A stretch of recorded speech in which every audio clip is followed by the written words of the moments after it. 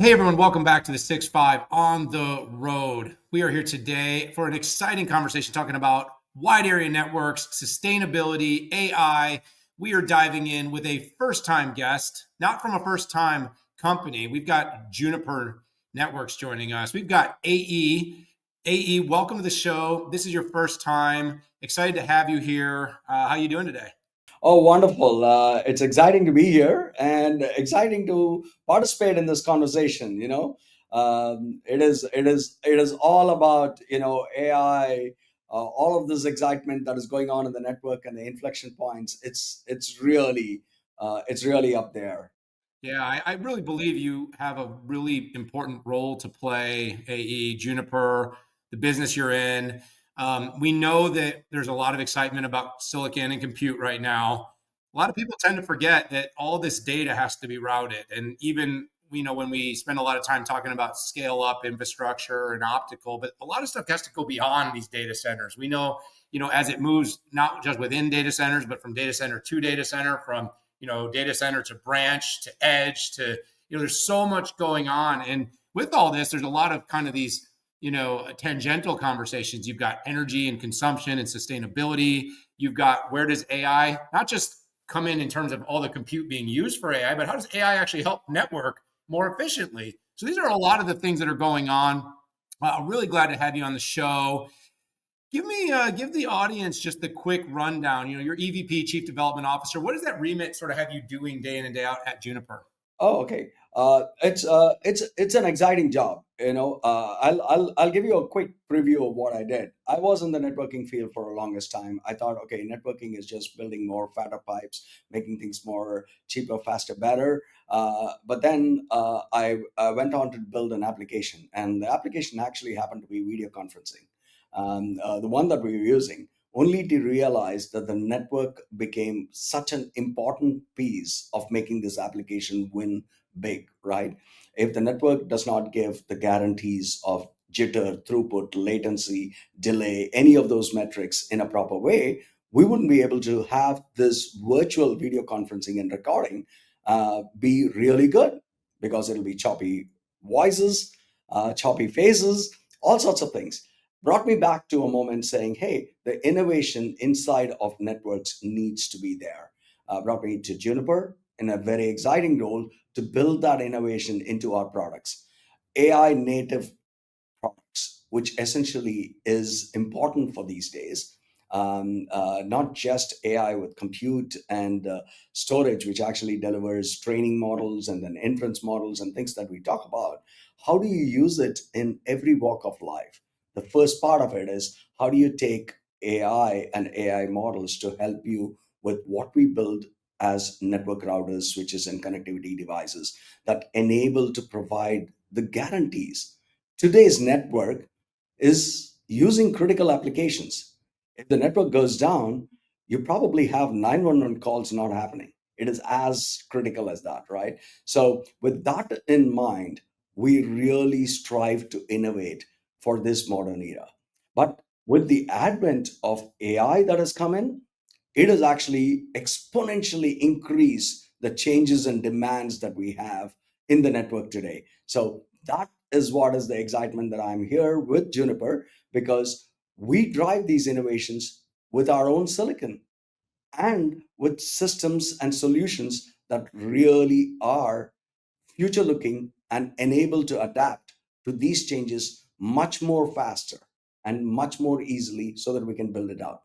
That's great. So let's geek out a little bit and talk a little bit about some of your products and as well as the chipsets that you build. I don't think a lot of people fully attribute credit that you guys are in the chip development space, custom chips.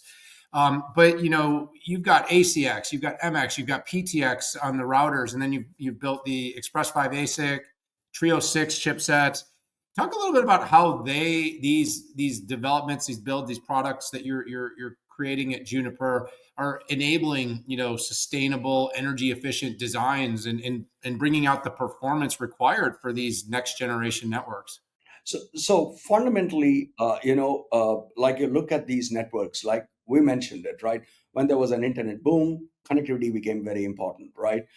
We wouldn't have survived the pandemic without the network, right? We were educating our kids, we were ordering our foods to entertainment to everything with the network and the changing patterns, right? What drives us really important is we start off with the silicon. Silicon is a fundamental piece of what we build here at Juniper. So you mentioned the Express and the Trio, and I want to tell you why we build two different variations of the silicon. Trio is a silicon that gives you flexible pipeline, which means it's very programmable and it gives you capabilities to adapt and adjust to any new environments and applications that people use.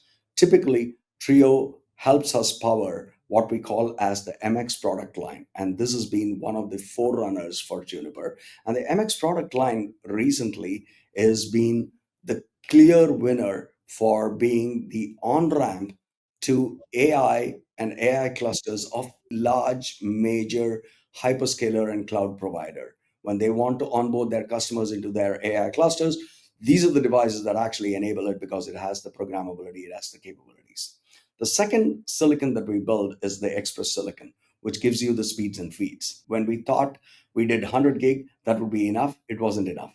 200 gig, 400 gig, now 800 gig. And tomorrow we're going to talk about 1.6T pipes. And these pipes are getting filled faster and faster with AI really coming into play. So the performance is really important. So Express drives that performance. And we build the PTX product line with that performance and that scalability that we do. While doing both the Express and the Trio silicon with our MX and the PTX platforms, we also take commercial Broadcom silicon and build out ACX products that actually are beneficial to the customers because networks have different needs. So you need different devices in different places. That drives us to give a full portfolio with AI native capabilities in the portfolio. So that is important for us. You touched upon another aspect of what happens, which is sustainability or power reduction. Constantly, we strive to reduce power, starting with our own silicon. Silicon, every time we improve upon it, if it is 2x the performance, it is 2x the performance with half the amount of power that you need to use for it. Why is it important? The cost of power is skyrocketing. The cost of energy is most important for us to actually have a sustainable way by which we can build and grow these networks. So we build it with our silicon, we build it with our systems, we build it with our software, and we do phenomenal things like green traffic engineering and things like that to enable people reduce power consumptions in networks even to the extent of 70 plus percentage points, right? So let me layer this in. You also have done a very good job of being, among the leaders in 800 gig and then of course 800 GE tech. How does that sort of connect to everything that you just talked about from a hardware standpoint? And then of course with AI and intelligent traffic, how do you tie that all together to sort of set us, I know the ambition within Juniper. I've spent time with Rami, I've spent time with Manoj, now I'm spending time with you. I know you want to be the standard in sustainable high performance networking. Are you seeing all this come together and get you to where you want to go? Absolutely, absolutely. It is the 800 gig couldn't have been more perfectly timed. We lead and pave the way with performance with our 800 gig products. We're the first to actually deliver 800 gig routers. That is becoming a lot more important because if you really take the AI clusters that people are trying to build out, they need a seamless way to connect these huge clusters of GPUs. When people were first talking about 1K GPUs and 16K GPUs, now they're talking about 200K, 250K, and some of the things are really, Million really GPUs, right? huge. And guess what? These GPUs need to talk to each other to train models or to inference things. And when you need to connect these GPUs together, you really need the network to be there. And the network has to be seamless and provide complete reliability and complete seamless, no bottlenecks in terms of messages and messages delivered between the GPUs and the data that is delivered so that they can orchestrate and do really well. So 800 gig has become a powerhouse for people to actually connect AI data centers, AI data center interconnects. We also do a phenomenal innovation on top of that in the WAN, where we use coherent optics, where the router itself drives these optics and saves you power and energy and complexity in the network, removing intermediary devices like repeaters and others that you don't need anymore. Large content providers are thinking of spanning and the entire United States with these kind of optics. We call them coherent ZR plus optics, which is also part of our portfolio.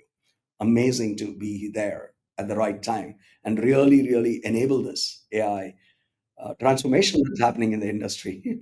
Yeah, and we're going to talk about AI here a little bit, but it's I think really important for everyone out in the audience too to sort of understand that you're really talking about where copper and light meet, right? It's that a, there was sort of this bit of over rotation, I think, in the market that everything was going to go light and optical. And we know within the interconnects, within the clusters, there's some extent of that in the rack. But when you get outside the rack, and especially as you move, from maybe these biggest hyperscalers, you're seeing a lot, even within them, you're seeing a lot of standardization on Ethernet. And and that I think bodes really well for what you're doing. But then, of course, you do need optical in the right places for certain types of connectivity. And so the fact that you're addressing all of it, I think some people really kind of sometimes think Juniper, they think a little bit more about traditional networking, but you're really attacking all the vectors to address AI. So let's talk AI a little bit more. You're using AI, you're enabling AI from what you just talked about. You're also using AI though, Mist, Paragon, and you're doing this to drive more efficiency out of the network. Again, this brings sustainable outcomes. It lowers energy utilization. Talk a little bit about kind of how you guys are thinking about your AI innovations. Actually, the way we started this was Juniper was one of the first to talk about what we call as self-driving networks. And self-driving networks wouldn't have been possible without using AI to enable people to operationalize their network in a lot more easy fashion, right? The first things first about trying to do this is to get visibility and observability in the boxes that you're doing, collecting a rich set of telemetry, ability for us to view that telemetry not just from one device but from the network onwards, right?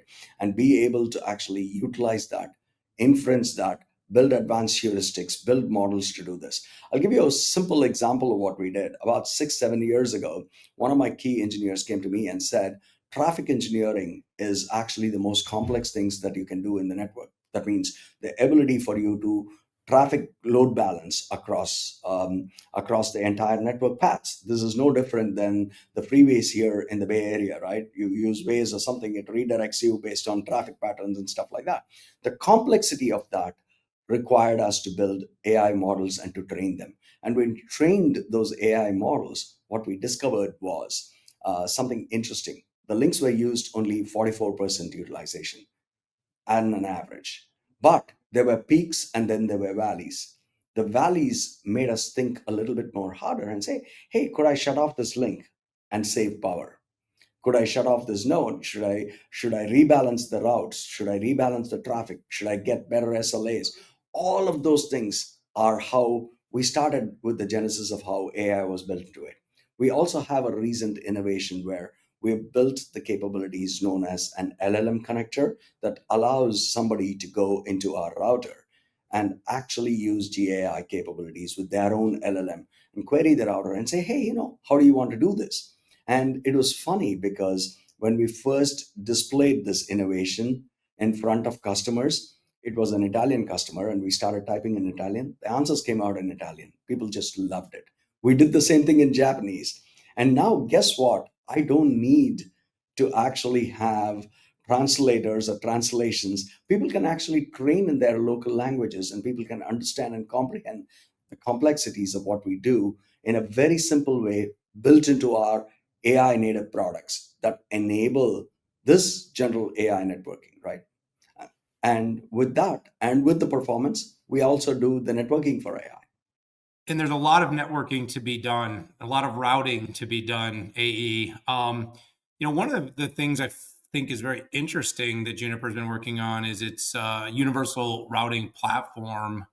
as networking continues to evolve, what we route and how we route and where we route, needs more flexibility. We often, we work within a lot of constraints, but just like how data needs to be more malleable for AI, you're seeing kind of all these neo storage solutions that are coming out because like we don't want just file and block, and we need basically a system that can read all types of different data and access it. Otherwise, it just puts more strain on everything, network and compute, and so you're trying to solve this for routing. Talk a little bit about that.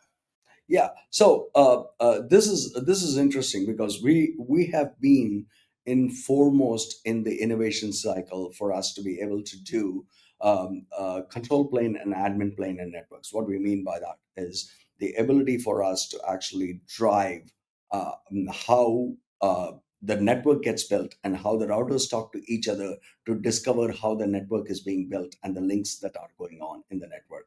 Not only the links, the capacity of the links, the throughput of the links, the current data that is flowing through the links, the ability to provide feedback on those links in terms of delay, throughput, jitter, metrics, and other things that we can do. We actively put elements into it and we constantly keep innovating to build on top of it. When we do this, these innovations actually are spread across every piece of our devices that we build, whether it is the MX, whether it is the PTX, whether it is the ACX, whether it's the QFX, or even the EX switches that we build. All of them carry this in a very seamless way, and they all react to it and build total solutions that are needed for today's network, whether it is enterprises, whether it is large service providers or cloud providers. All of them are able to use these elements to actually drive the performance. And one of the embodiments of this is clearly our MX304, the recent platform that we launched, has become a de facto for people to be able to use this to on ramp a lot of how you get customers onto an AI network or an AI cluster, which is amazing. Every major hyperscaler uses this platform to actually onboard their customers into their AI clusters and AI native clusters to be able to do both um, uh, inferencing and other elements where they can actually query, do all of that stuff. That's amazing. And this platform is rocking and it's really, really catering to the needs of the people. And by the way, this platform is built with the Trio, which I talked to you about. That gives you the flexibility and ability to program and change it for any growing and changing needs. Today we talk about something, tomorrow somebody comes and says, hey, I need these filters, I need these changes, I need these different kinds of things put in the packet. We can do that, and it makes it a lot more easier and simpler for us to do. Yeah. Well, like I said, I think fungibility is going to be very important as network standards continue to evolve, as we sort of see ourselves flowing back and forth between, high speed copper and high performing optics. And of course, we've got so much change and it's happening so fast. I mean, we're on annual cycles now, 1 year cycles, which I really don't envy the CapEx management that these hyperscalers are dealing with right now. But of course, I am absolutely thrilled with how exciting, fast, and how much money is being spent to build out this AI future, AE. Let's wrap up talking about something positive, something I think is really encouraging. I know that during this sort of shift, we've had a pretty big shift in landscape, political shift, and this is not a political show, but it's, we've seen a change a little bit in things like sustainability and how much it's been in focus. I think most of the tech industry agrees of its importance. I think they agree of its importance for not just kind of the more altruistic, but also because, if we want to keep innovating, we need to be thoughtful about how we apply energy to solve problems. Actually, the tech industry has always been very thoughtful about this. But as we build out AI, AE, we see exponential growth. It was like, how do we keep committed to this zero emission, like especially these hyperscalers? How do we stay committed when all of a sudden we've increased energy consumptions by exponential amounts in like just a year? And the truth is, they really can't, but you can. You have basically doubled down. Juniper is saying, no, we're sticking to it. We're staying with our net zero 2040 commitment. I'd love to hear a little bit more from you about, how you've been able to do this and why you feel it's important to stay committed to this net zero by 2040 that you put out there? So the reason why this is important is because if you really look at how energy costs have actually gone up and up and up, and it is even more significant in the rest of the world.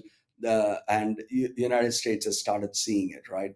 You see our energy bills go up, and if you go back and talk to anybody who is building AI clusters, everybody thinks that those guys are paying huge amounts of bills to this small Silicon Valley company or a silicon company here in the valley, but they're also paying a much larger bill, a recurring bill year over year to the power companies. Okay, and if you dissect that budget, this bill is much huger. Our ability to tell our customers and our people when they deploy Juniper technology that they will have the power efficiency to the finest extent as they grow and scale up their network and don't necessarily have to burn more and more power is important for us. So the value and the commitment to make that happen requires us to drive it all the way from every aspect that we do, from our silicon, which is the most power efficient. Tomorrow, we're going to be talking about space technology because we have to launch these routers in space or launch these routers in low orbit devices and other things. Guess what? There is no power generators down there. You need to be extremely, extremely power efficient in space. And guess our chips are one of the most efficient ones that is capable of being launched into space. That is the reason why we continuously commit ourselves to building these kind of chips, building these kind of devices, solutions, and continue to plow through why we need to have power efficient commitments that are important for us all the way through. If not today, tomorrow it is going to happen. And you're absolutely right. Everybody is power hungry. With AI clusters, people are consuming more power. If we can everybody pay attention to it in the longer term, it'll become a lot more easier for us to build much more scalable networks. And we want to drive that innovation. Well, AE, I want to thank you so much for taking some time with me here on the 6.5. It was great to sort of get the story and really tying some themes together. I think sometimes we want to look at sustainability, AI, we want to look at networking. We kind of look at these things as all these kind of silos. And I think the one thing we're learning, especially as we move from kind of this first era of AI and ML to this generative era to really this agentic future, is increasingly, it's outcome driven. And the outcome driven includes kind of the incorporation of we got to manage the power situation. We've got to get data from point A to point B, high fidelity, low latency. We need enough compute power to get this done. We, of course, need software that overarches all this stuff and gives, whether it's flexibility in routing, where your engineers can design routing, or it's the ISVs being able to code on top of this stuff and be able to get solutions that work for people. It sounds like Juniper's doing a lot. I know there's a lot going on there. You're in the middle of a pretty big deal. Crossing my fingers, you got able to get that over the line. But it was just great to spend some time with you. Love to have you back on the show. Let's talk again soon, eh? Oh, thank you very much. Really excited to be on the show, and I really enjoy it because, like you said, it's all coming together. And if you don't see it as a full picture, you're missing the plot, right? So we're glad we're seeing the full picture and we're driving towards all that. Thank you. Appreciate it very much. And I appreciate everyone out there for tuning in to this episode of 6.5 on the Road. Great conversation here. Hit that subscribe button. Join us for all of our content. We have a lot of great content here on the 6.5. But for this episode, it's time to say goodbye. I'll see you all later.